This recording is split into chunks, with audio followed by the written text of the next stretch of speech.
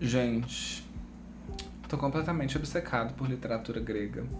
Eu terminei essa pequena criança aqui e eu preciso comentar um pouco com vocês sobre a experiência de ler literatura grega, essa literatura antiga, de antiguidade clássica, e como tem sido muito mais divertido do que eu pensei. A gente geralmente pensa que esses clássicos, principalmente esses antigos, vão ser chatos, vão ser difíceis. Eu não sei se foi a tradução também que me ajudou. Essa tradução é muito elogiada, do Frederico Lourenço. E tanto a Ilíada quanto a Odisseia eu li na versão traduzida dele. Eu comecei essa jornada por literatura clássica, na verdade, por acaso.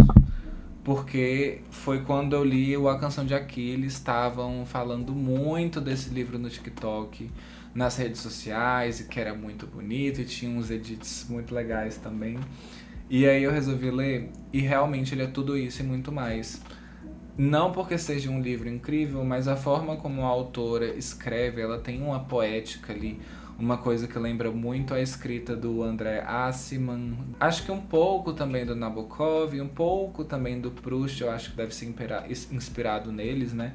Mas ela tem uma escrita muito poética, muito bonita, uma narração muito bonita, que te envolve muito e que torna as coisas muito belas. E eu acho que quando junta isso com a história de uma antiguidade clássica, você fica encantado. E é isso. E quando eu terminei, sabe quando você termina uma série, você fica obcecado, você quer mais daquilo ali, e você quer saber sobre os atores, você quer seguir eles no Instagram, você quer acompanhar erro de gravação e tudo isso? Foi mais ou menos isso que aconteceu quando eu terminei isso aqui, porque eu não queria largar a mão, eu não queria soltar o osso. E foi por isso que eu fui ler a Ilíada, o livro original grego, por causa do romance aqui. Ainda dizem, né, que literatura, que romances assim não tem importância, ó, a porta de entrada para drogas maiores.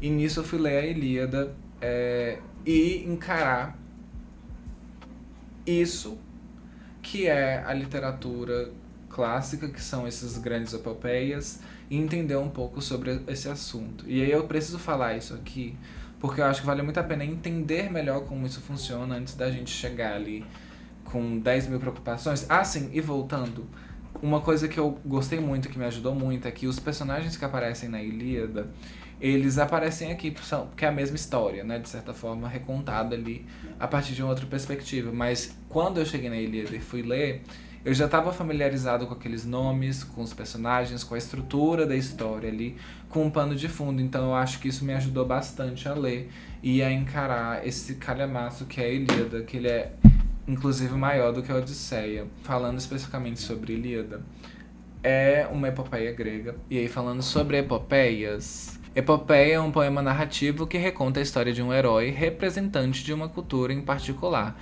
Ele ajuda a estabelecer e sistematizar os princípios morais de uma sociedade.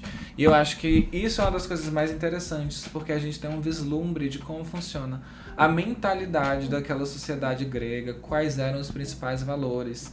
Na Ilíada, principalmente, eles falam muito sobre heroísmo, sobre honra, sobre bravura, sobre glória. O próprio Aquiles e a Ilíada, agora, tentando focar um pouco, conta a história da Guerra de Troia. Só que ele conta ali uma guerra de Troia que foi uma guerra que durou 10 anos, e no último ano é que eles finalmente conseguem invadir, e a Ilíada vai contar justamente esse período dos últimos 50 dias da Guerra de Troia, algo assim. Que é quando acontecem eventos trágicos que desencadeiam toda a história ali.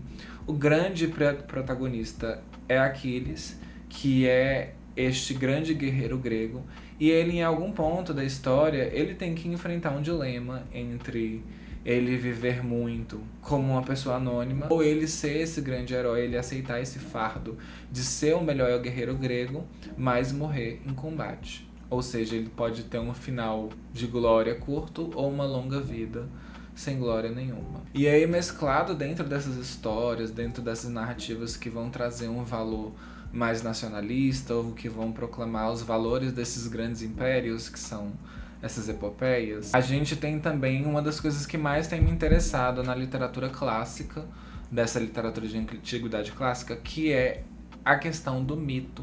E a mitologia, tanto grega quanto romana, mas é principalmente a relação deles com o mito, porque é a única forma que eles têm de explicar as coisas que eles não entendem, já que eles não têm uma ciência tão avançada quanto que a gente tem hoje em dia. Os trovões, eles vão dizer que na verdade que é a ira de Zeus, ou as grandes tempestades que acontecem no mar, essas grandes ondas, eles vão atribuir a Poseidon. E tudo o que acontece que eles não entendem, eles vão atribuir à vontade dos deuses. Mas não é só isso, porque dentro desses livros a gente tem os deuses participando ativamente. Na Ilíada fica um pouco mais claro isso, porque a gente vê os deuses do Olimpo discutindo entre si, porque cada um tá de um lado da guerra e Zeus acaba sendo aquele deus pai todo-poderoso que decide as coisas no final do jeito que ele quer. Mas a gente vê esses deuses com características bastante humanas, com vontades, com birras. E aqui na Odisseia não é tanto. Enquanto na Ilíada se proclama esse valor do heroísmo, do individualismo ali do Aquiles, dele pensando só nos próprios motivos e dessa guerra por honra, a Odisseia, ela traz uma narrativa, eu acho que talvez com valores muito mais próximos do nosso, porque o Odisseu, que é o protagonista desse livro, ele participa lá na Ilíada e na guerra. É dele a ideia do cavalo de Troia. Ele é conhecido como um grande guerreiro também, mas como um grande estrategista. E a graça da Odisseia é justamente você vê a sagacidade dele, tudo que ele faz para conseguir voltar para a terra natal dele, que é Ítaca, depois de 10 anos. E aí, falando um pouco sobre o enredo, depois de enrolar tanto, falando um pouco sobre o enredo da Odisseia, a gente tem justamente esse período de... Acabou a Guerra de Troia, eles venceram, conta que eles fizeram lá o cavalo de Troia, papapá. E aí, Odisseu, 10 anos depois, não voltou para casa. Ele deixou a esposa dele, que é a formosa Penélope, lá, sozinha, e deixou um filho que agora já cresceu e que está encarregado de cuidar ali das coisas da realeza. Mas começou a aparecer pretendentes ali querendo desposar a Penélope, querendo casar com ela. Não se sabe se Odisseu morreu, todo mundo tá achando que ele morreu. Ela tem enrolado durante todo esse tempo ali para casar com outra pessoa. E a deusa Atena finalmente se compadece da situação do protegido dela ali, de Odisseu, que tá há 10 anos preso numa ilha com a filha de um titã, que é com Calypso, mas naquela ilha ali vivendo sem conseguir voltar para casa, sem expectativa. E aí ela vai movimentar as coisas, a Atena que movimenta tudo isso para fazer Odisseu voltar para casa dele. O livro é separado em mais ou menos em 3 partes. Na primeira parte conta a história de Telêmaco, que é o filho do Odisseu, e como Atena inspira ele a procurar notícias do pai. Então ele viaja para uma nação ali perto para saber se o pai tá vivo, o que aconteceu. E aí ele descobre que o pai tava tentando voltar para Ítaca, mas que algo aconteceu. Na segunda parte a gente vai então descobrir exatamente o que aconteceu com Odisseu. E nisso é muito interessante porque o livro ele tem uma mistura de profecias e de histórias do futuro com flashbacks. Ele tem uma narrativa que não é linear. Então a gente encontra já esse Odisseu 10 anos depois, preso nessa ilha. Ele começa a aventura dele para sair e para voltar da terra dele, até que ele chega num reino e ele começa a contar tudo o que aconteceu desde o final da Guerra de Troia e até ele ir parar nessa ilha que ele estava durante todo esse tempo. Então a gente tem umas idas e voltas, até que tem uma parte que ele desce ao mundo dos mortos, que é justamente uma parte que, se eu não me engano, inspirou um trecho da Eneida do Virgílio e da Divina Comédia de Dante, essa parte, que é essa descida dele ao mundo dos mortos. E nessa parte também é profetizado como ele vai morrer e da vingança dele quando ele voltar para casa. Então, de certa forma, a gente fica sabendo as coisas que vão acontecer. Você já tem uma ideia, mas em nenhum momento isso estraga a surpresa, porque a graça daqui é muito mais criar ansiedade para ver aquilo ali acontecendo do que necessariamente só saber se ele vai voltar ou não. E aí é muito divertido acompanhar essa história, essas aventuras, porque parece um filme assim meio Sessão da Tarde mesmo, sabe? Em cada ilha que ele para, tem alguma coisa pra contar, tem toda aquela história do canto da sereia. Eu acho que essa história já é mais famosa, do canto da sereia e como ele pede pra amarrarem ele nesse barco pra ele conseguir ouvir o canto das sereias sem se jogar da água e sem se matar, sabe? Tem algumas dessas histórias que permeiam muito a nossa cultura popular, estão presentes aqui originalmente na Odisseia. É muito legal você entrar em contato com o material original. E o próprio mito de Circe, que é uma das ilhas que ele para, que as pessoas são atraídas ali por comida. E essa coisa da comida lembra muito essa história de João e Maria, lembra muito um trecho da viagem de Chihiro. E eu acho que por meio de todo o livro a gente vê vários trechos que eu acredito que inspiraram narrativas futuras. E é muito legal ver como a literatura ela vai se reverberando ali, vai sendo regurgitada de várias formas no decorrer do tempo. E por último, eu queria falar um pouquinho só sobre a estrutura do livro e sobre a tradução. Eu achei a tradução do Frederico Lourenço. Eu cheguei nessa tradução porque me recomendaram, eu perguntei para os amigos meus que faziam letras se eles tinham alguma sugestão e falaram dessa, e eu achei as palavras dele muito tranquilas, o vocabulário que ele usa para traduzir. Tem algumas coisas um pouco mais fora de uso, que a gente realmente não usa no dia a dia, mas que a gente consegue entender. Mas ainda assim não é aquele português extremamente arcaico, sabe? Pesado e cansativo, é bem tranquilo.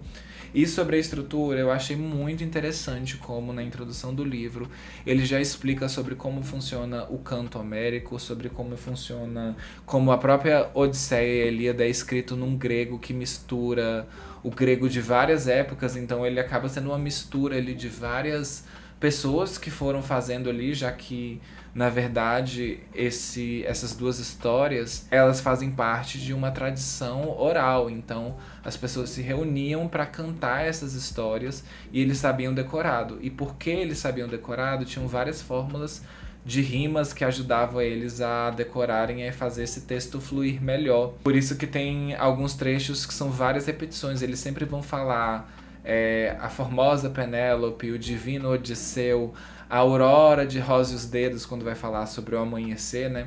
E eles sempre vão usar essas sequências de palavras já prontas, que é justamente sequências de rimas que já existiam, que vão funcionar melhor quando eles estão cantando essa história. E aí, nesse aspecto, quando na introdução aqui o Frederico Lourenço explica o funcionamento desse canto homérico, eu acho que ajuda bastante a gente entender por que é repetitivo.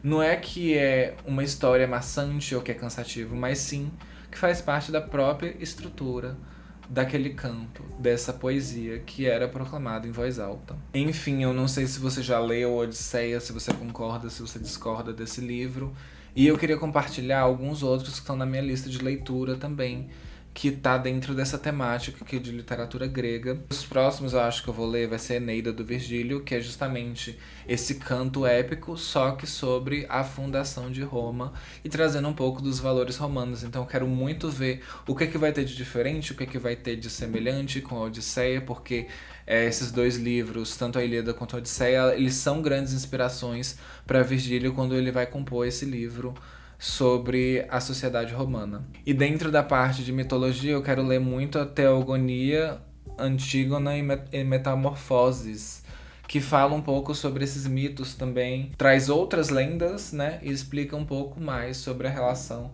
desse povo com o mito, porque querendo ou não, hoje em dia a gente também tem mitos, a gente também tem superstições. A gente acredita que se a gente realmente levantar com o pé esquerdo, que as coisas vão dar errado, ou que só chove na hora de ir embora, que você tem alguma culpa de parcela ali no cosmos. E é claro que não dá pra não comentar sobre o Ulisses do James Joyce, que é uma releitura, que é uma inspiração que ele tem justamente na Odisseia de Homero. O protagonista tem o mesmo nome, né? Ulisses é a versão romana de Odisseu. E eu quero muito entender o que James Joyce fez, porque ele é aclamadíssimo com esse livro, e eu só sei que é sobre um personagem que se chama Ulisses e que de certa forma tá tentando voltar pra casa dele, mas que ele mora numa cidade normal. Quero ver o que tem de interrelação sobre esses dois livros. Pra encerrar de vez, minha grande inspiração para fazer essa série de livros e para começar a falar sobre literatura aqui no canal, que é uma coisa que eu consumo muito, mas que eu não sabia muito como adequar a minha linguagem. Eu espero que esse vídeo tenha ficado legal para quem gosta. É que eu encontrei um canal no YouTube muito legal sobre literatura temática. Ela faz uns clubes de livros muito legais e que tem todo o tipo de livro que eu gosto. Os livros que eu tenho lido nos últimos anos sempre estão nas listas dela, que é o Books Anatomy da Jamile.